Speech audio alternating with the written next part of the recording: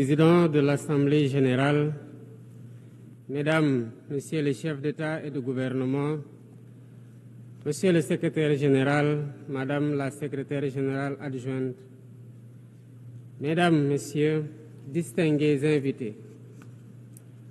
Avant tout propos, je voudrais saisir cette tribune pour saluer à nouveau la mémoire de mon compatriote, Amadou Makhtar Mbow, qui vient de nous quitter. Ancien directeur général de l'UNESCO de 1974 à 1987, il fut un homme d'État émérite et un fervent acteur panafricain de la lutte pour les indépendances. Je félicite M. Philomène Yang pour son élection à la présidence de cette Assemblée générale des Nations unies, ainsi que son prédécesseur pour sa contribution à la mise en œuvre de notre agenda commun. À travers vous, je formule mes vœux de succès dans la conduite de nos travaux.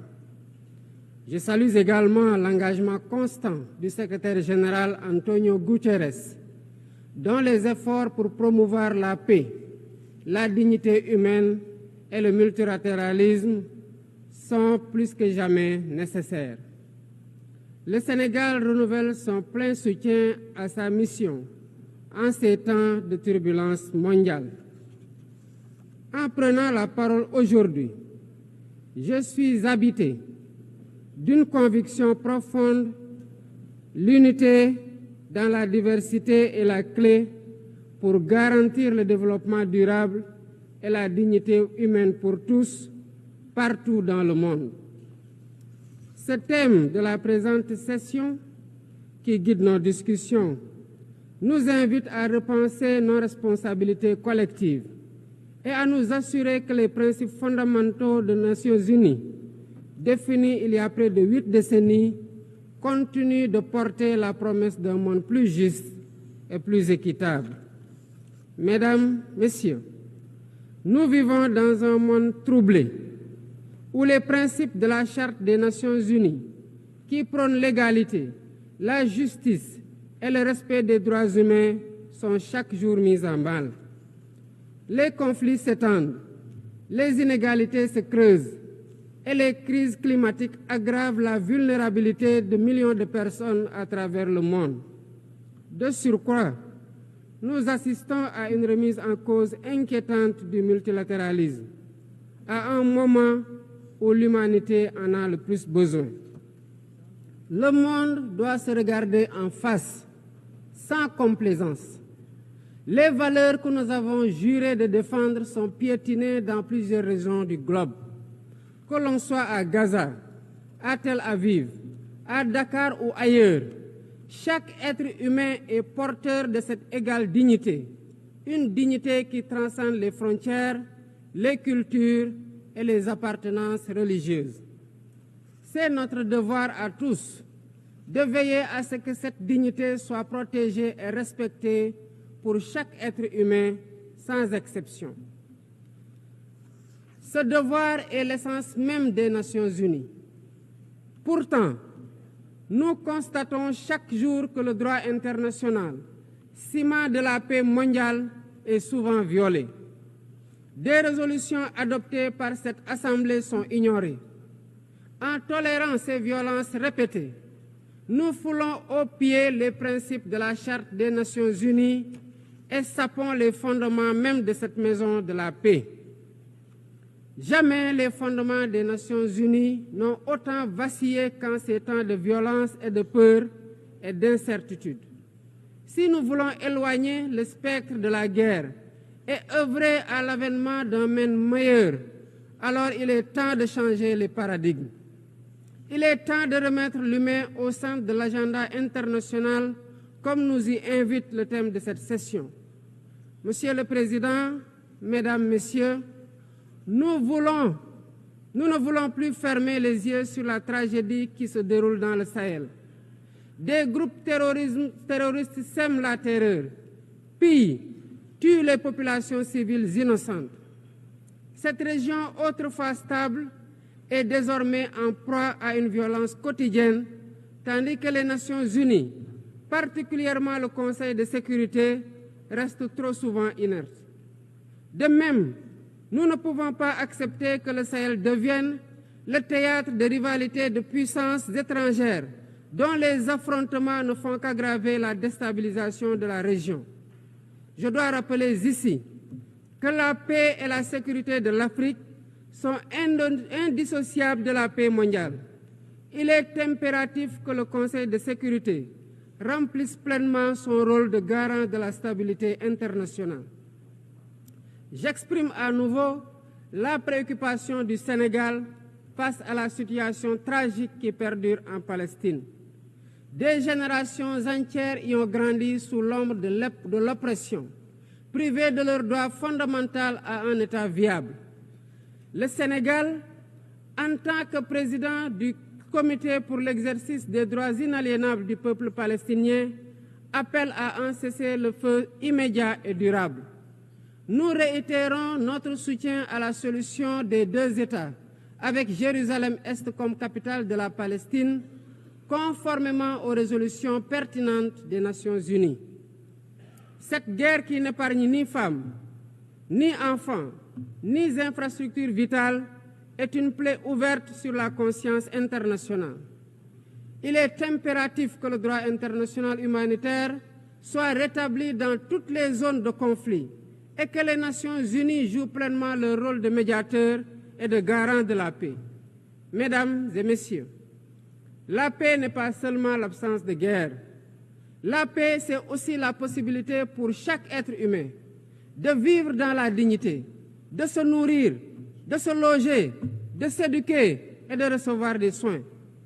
Or, aujourd'hui, plus de 750 millions de personnes ne mangent pas à leur faim et des millions basculent chaque jour dans l'extrême pauvreté. Ces chiffres éloignent de plus en plus le monde des objectifs de développement durable fixés pour 2030. Nous ne pouvons plus accepter que les mécanismes de gouvernance mondiale continuent de reproduire ces inégalités. Il est alors temps de rompre avec la logique du chacun pour soi et de bâtir un nouveau contrat social global fondé sur la solidarité et la coopération. Ce contrat doit inclure des réformes majeures pour s'attaquer aux défis politiques, économiques, environnementaux de notre époque. Premièrement, il est impératif de sauvegarder et de renforcer le multilatéralisme comme cadre unique d'action pour la paix et la sécurité internationale. Cela passe par une réforme urgente des institutions mondiales, notamment le Conseil de sécurité, le FMI, la Banque mondiale, afin qu'elles soient plus inclusives et qu'elles reflètent les réalités géopolitiques et économiques actuelles. Le continent africain, en particulier, doit avoir une place plus importante dans ces instances de décision. Deuxièmement, il est temps de corriger les injustices économiques qui freinent le développement de nombreux pays du Sud. Le commerce illégal, l'évasion fiscale, les flux financiers illicites et les congés fiscaux abusifs ruinent les pays en développement, notamment en Afrique.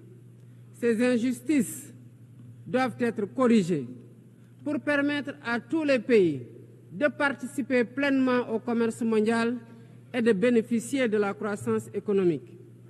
Troisièmement, il est essentiel de garantir avec détermination et d'agir avec détermination contre le réchauffement climatique en respectant le principe de responsabilité commune mais différenciée.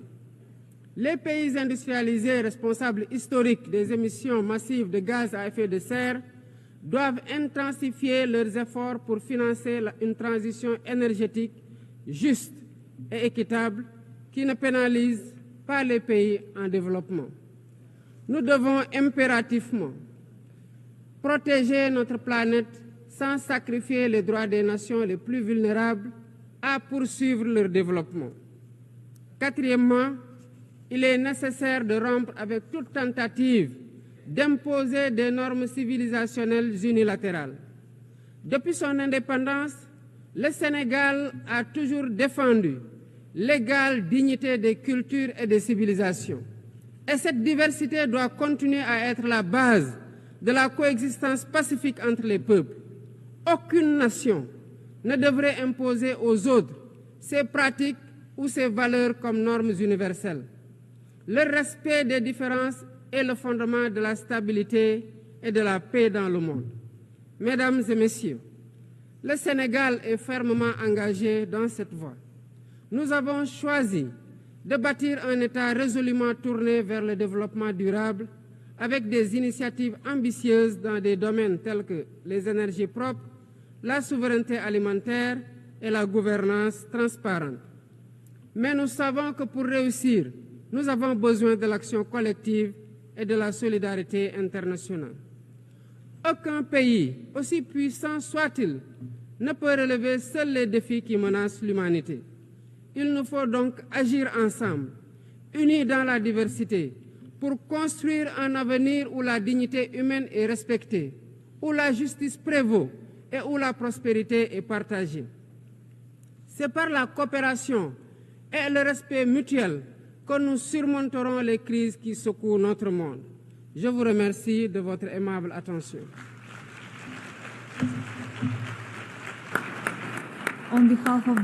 Au nom de l'Assemblée, je remercie le président de la République du Sénégal.